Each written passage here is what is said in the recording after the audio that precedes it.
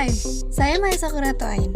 Saat ini sedang menempuh pendidikan di Universitas Negeri Jakarta semester 2, Prodi Perjalanan Wisata, Fakultas Ilmu Sosial. Di semester ini, saya sangat menyukai salah satu mata kuliah yang dimana kita bisa belajar budaya dan kesenian. Yap, kita bisa belajar di salah satu mata kuliah, yaitu mata kuliah Kesenian dan Kebudayaan Indonesia. Dan saat ini, saya akan membahas salah satunya, yaitu tentang Minangkabau. Minangkabau adalah suku asli yang ada di Provinsi Sumatera Barat, di mana Minang berarti menang, sedangkan Kabau berarti kerbau. Seperti yang kita ketahui, setiap daerah di Indonesia memiliki karakteristik budaya masing-masing. Minangkabau adalah salah satu dari banyaknya budaya di Indonesia yang memiliki keunikan tersendiri. Dan Minangkabau adalah satu-satunya budaya yang menganut sistem matrilineal, yang mana harta akan diwariskan oleh ibu kepada anak perempuan. Dan tanggung jawab laki-laki Minangkabau ada pada perihal agama dan politik. Dan berikut adalah 7 unsur kebudayaan suku Minangkabau. Yang pertama ada bahasa. Bahasa Minangkabau atau Baso Minang adalah suatu Austronesia yang digunakan oleh suku Minangkabau.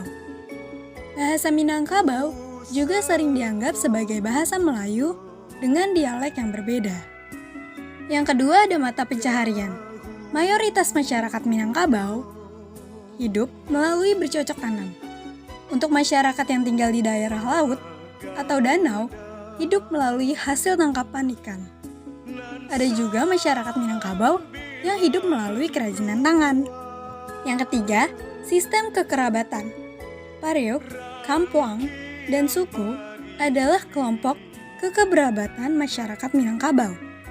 Suku dipimpin oleh penghulu suku, dan Kampuang dipimpin oleh penghulu Andiko, atau juga disebut Datua Kampuang.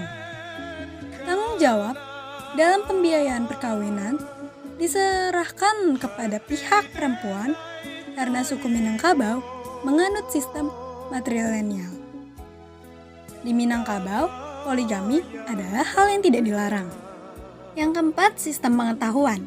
Pada usia 7 tahun, anak laki-laki Minangkabau meninggalkan rumah mereka dan tinggal di surau, tempat mereka belajar mengenai adat Minangkabau dan ilmu agama.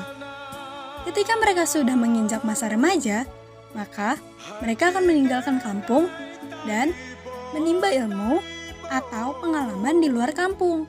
Tujuannya agar setelah menjadi dewasa dan bertanggung jawab terhadap keluarga, ketika pulang ke rumah atau ke kampung.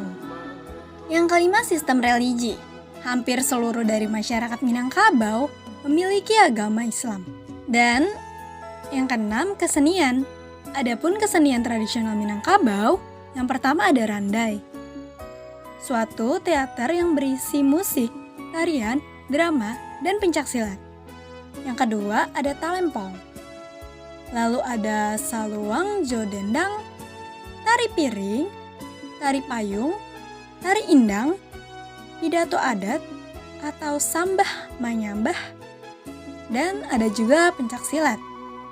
Perayaan dan upacara Minangkabau diantaranya turun mandi, yaitu pemberkatan bayi, sunat rasul, yaitu upacara sunatan, baralek, upacara pernikahan, dan masih banyak lagi. Lalu ada kesenian kerajinan tangan Minangkabau, yaitu kain songket, tenun dengan corak rumit yang ditenun dengan tangan dari benang emas atau perak dipakai oleh bangsawan, sulaman, dan ukiran kayu. Dan yang ketujuh adalah sistem teknologi. Contoh sistem teknologi yang ada di suku Minangkabau terdapat pada bentuk tempat tinggal dan bentuk desa. Nagari adalah nama desa dalam bahasa Minangkabau. Nagari merupakan kediaman utama yang biasa dianggap sebagai pusat desa. Rumah gadang adalah rumah adat Minangkabau yang berbentuk memanjang dan mempunyai atap yang mirip dengan tanduk kerbau. Rumah gadang merupakan rumah adat Sumatera Barat atau suku Minang yang paling dikenal masyarakat tanah air. Rumah gadang berarti rumah besar yang dimana rumah adatnya orang Minangkabau dengan keunikan arsitekturnya berbentuk kapal dan gonjong seperti tanduk kerbau.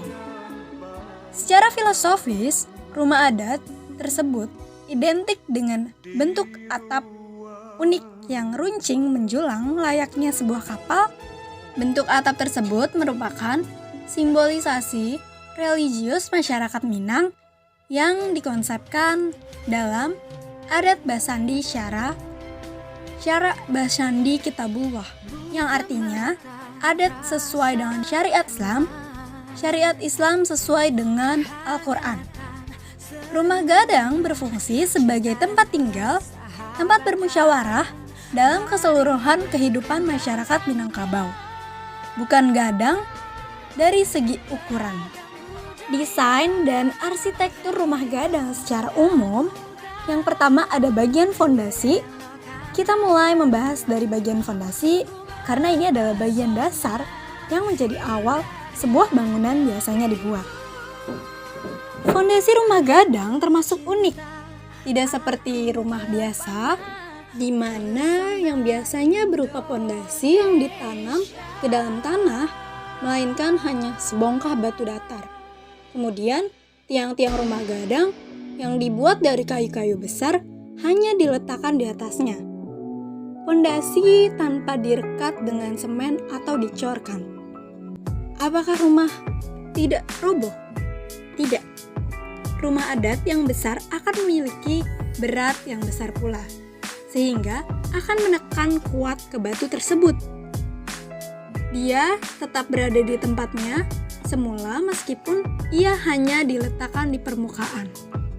Sementara tiang itu dibuat condong, seolah-olah akan berpotongan di suatu titik yang menyebabkan gaya tekan semakin besar. Bagaimana apabila gempa bumi terjadi?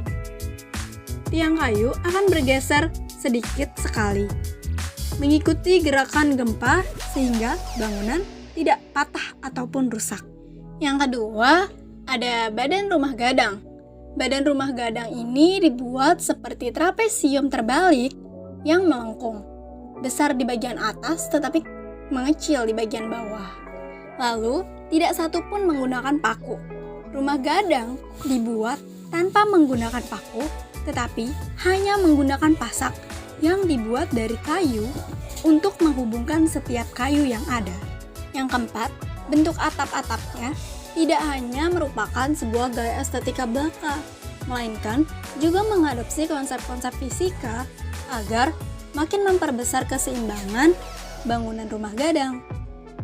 Atapnya terbuat dari ijuk yang meruncing ke atas dengan sangat lancip. Yang kelima, keseimbangan yang menakjubkan. Coba kalian perhatikan atap rumah gadang.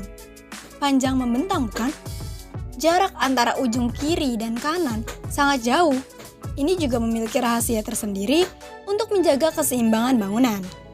Dan yang terakhir, itu ijuknya juga merupakan konduktor yang buruk, sehingga udara panas dapat diredam dan membuat suhu di dalam tetap sejuk pada siang hari.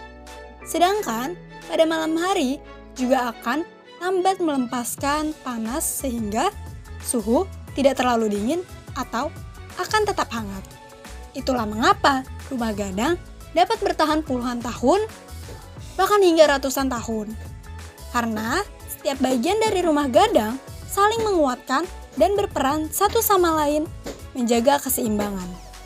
Dan saya akan menjelaskan tentang jenis-jenis rumah gadang. Secara umum, rumah gadang terbagi atas 3 macam. Yang pertama, rumah gadang Gajah Muharram. Rumah gadang ini biasa disebut dalam bahasa Indonesianya gajah tidur. Memang berkesan besar dan gemuk. Terus di bagian ujung kanan dan kirinya mempunyai ruangan yang seolah-olah seperti sambungan dari bangunan utama. Nah, yang kedua ada rumah gadang Rajo Babandiang. Rumah gadang ini tidak memiliki anjing seperti rumah gadang Gajah Maharam, tetapi pada salah satu ujungnya ditinggikan 20-30 cm yang disebut dengan tingkah.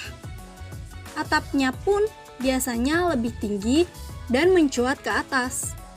Rumah ini banyak terdapat di Luhak 50 atau Kabupaten 50 kota dan merupakan rumah adat Kelarasan Bodhi Caniago yang menganut sistem demokrasi.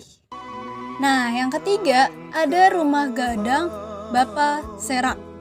Rumah gadang ini lebih mirip dengan rumah gadang Rajo Babandiang, memiliki tingkah di sebelah kirinya. Rumah gadang tipe ini masih terdapat di daerah Koto Nan Ampe, Kodya Payakumbuh. Nah, untuk berwisata langsung melihat rumah gadang, kalian bisa mengunjungi Istana Basa Pagaruyung atau lebih akrab dipanggil dengan sebutan rumah gadang. Nah, Istana Basa Pagaruyung ini merupakan objek wisata primadona Minangkabau. Selain itu, juga dijadikan sebagai open museum terbuka yang dapat dikunjungi setiap saat. Dan sebagai tempat pusat perkembangan adat dan budaya Minangkabau. Brand yang dimiliki Istana Basa Pagaruyung ini sebagai rumah kebesaran suku Minangkabau membuat sebuah pemikiran masyarakat bahwa Istana Basa Pagaruyung adalah ikon Minangkabau. Dan Istana Basa Pagaruyung ini merupakan bangunan yang bersejarah yang didirikan oleh raja yang bernama Aditya Warman. Istana Pagaruyung ini disebut peninggalan sejarah karena tadinya adalah peninggalan dari Kerajaan Pagaruyung. Nah, istana ini menjadi tempat tinggal bagi para raja alam yang merupakan sebutan dari pimpinan tertinggi di kerajaan. Raja alam ini juga kerap disebut dengan Rajo Tigo Selo karena ada 3 raja yang memimpin. Nah, sejak saat itulah budaya Minang mulai berkembang.